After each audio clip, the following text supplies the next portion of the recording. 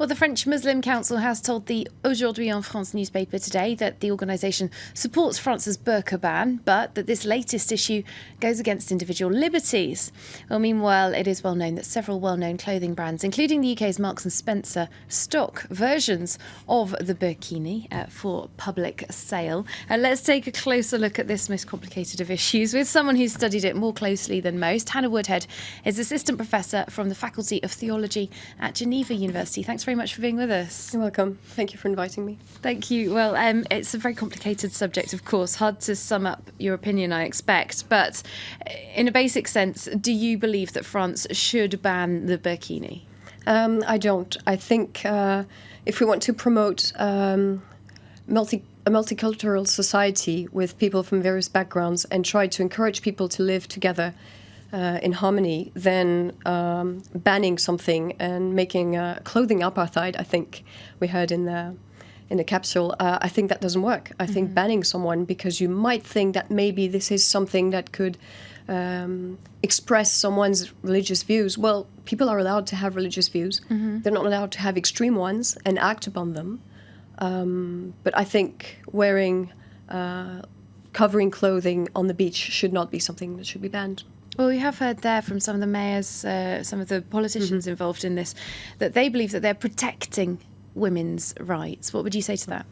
I think it's a bit easy, and that suddenly people feel so concerned with feminist issues when we have so many issues like this facing women in France and the Western world. I think it's a bit easy to say that. I think as a feminist myself, I encourage women to be dressed the way they want. I cover up on the beach myself because my skin's afraid of the sun, so I should be allowed to do this. I should be allowed to be religious if I want to.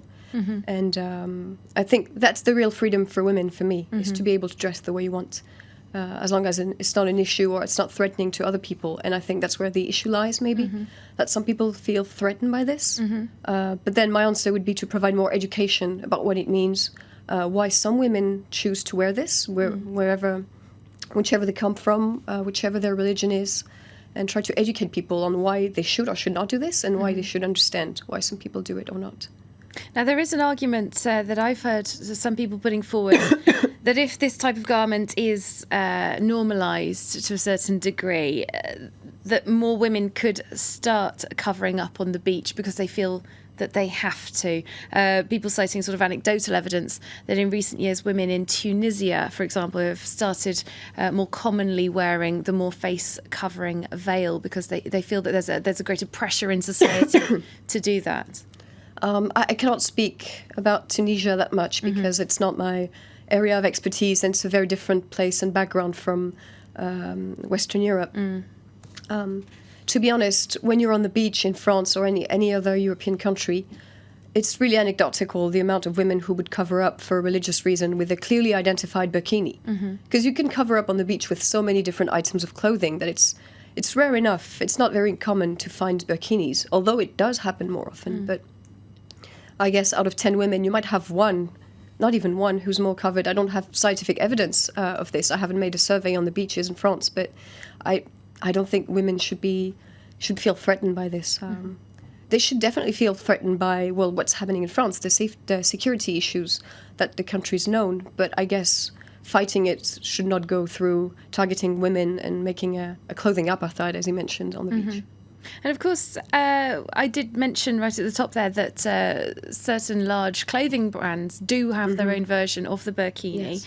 If you look at the comments on the Marks & Spencer site, the UK site, some customers say it's just nice to have this choice be more modest. Others mention the sun protection, as you say. There are no negative comments on there. It's not to say nobody has a negative opinion in the UK, but we have seen newspaper articles in the UK about the French ban sort of ridiculing this or being quite angry. Why do you think there is such a different attitude in France from, for example, a neighbouring country, the UK, where there's also a large Muslim population? That's very interesting. It's a difficult issue, but I think it has historical roots and cultural ones as well. The French modern state had to build itself on distancing itself from the Catholic religion that was that was strong in the country, and it's not the case in England or in other countries.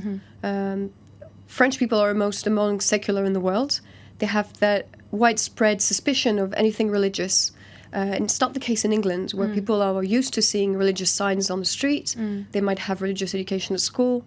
And so I think people are just not so tense when it comes to religion. So it's not an issue. I think Scotland, the police in Scotland not so long ago, maybe last week, said that they wanted to create a hijab with the colours of the police forces to be more diverse and to allow women from Muslim background to join the forces. And I think the London police has done the same years ago. And to me, that's a more interesting path to choose to help people be more integrated in society, allow themselves to be religious, to be who they are, and not try to force them to abandon certain things that they find very dear to their faith.